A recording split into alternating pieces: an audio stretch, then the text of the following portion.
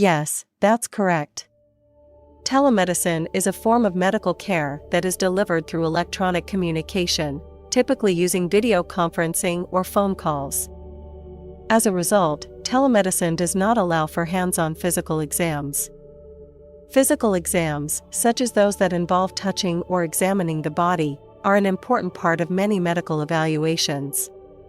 These exams can help healthcare providers make a diagnosis, monitor the progression of a condition, and assess the effectiveness of treatments. While telemedicine has many benefits, including convenience and accessibility, it does have some limitations.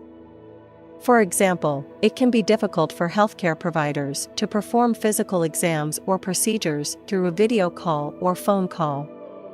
Additionally, some medical conditions may require in-person evaluations, such as laboratory tests or imaging studies, that cannot be performed through telemedicine.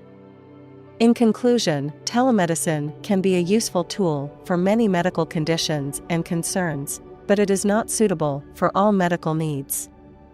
Patients should discuss their options with their healthcare provider to determine if telemedicine is appropriate for their specific medical needs.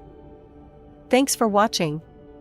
If you like the video, please like it and subscribe our channel for more digital health content.